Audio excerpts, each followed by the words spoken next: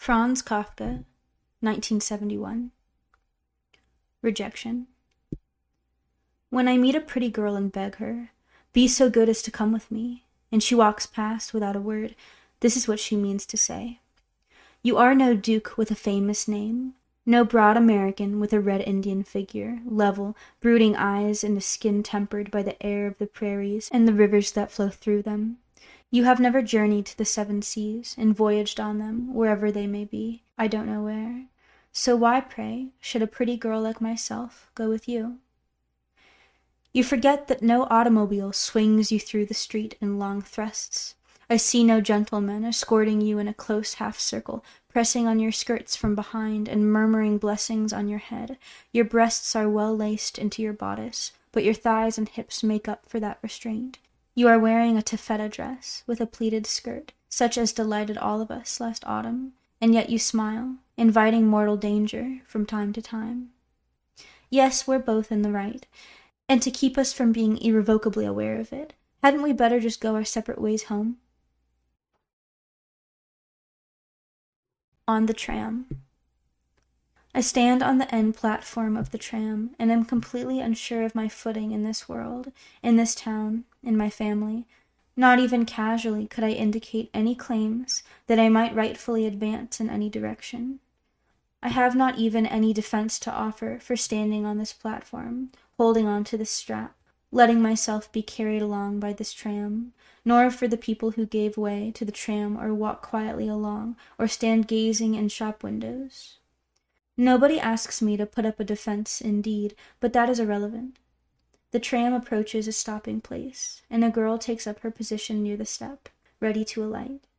She is as distinct to me as if I had run my hands over her. She is dressed in black. The pleats of her skirt hang almost still. Her blouse is tight and has a collar of white fine meshed lace.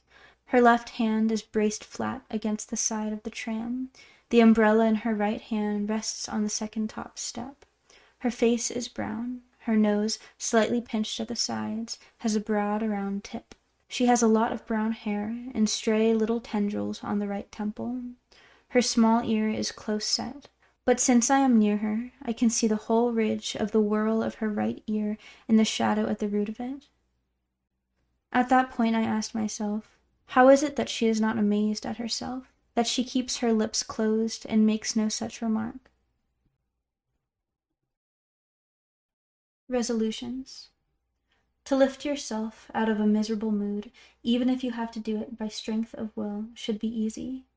I force myself out of my chair, stride around the table, exercise my head and neck, make my eyes sparkle, tighten the muscles around them, defy my own feelings, welcome A, enthusiastically supposing he comes to see me, amiably tolerate B in my room, swallow all that is said at C's, whatever pain and trouble it may cost me, in long draughts.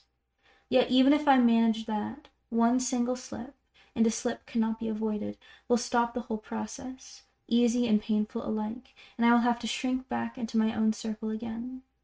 So perhaps the best resource is to meet everything passively, to make yourself an inert mass, and if you feel that you are being carried away, not to let yourself be lured into taking a single unnecessary step, to stare at others with the eyes of an animal, to feel no compunction, in short, with your own hand, to throttle down whatever ghostly life remains in you, that is, to enlarge the final piece of the graveyard, and let nothing survive save that.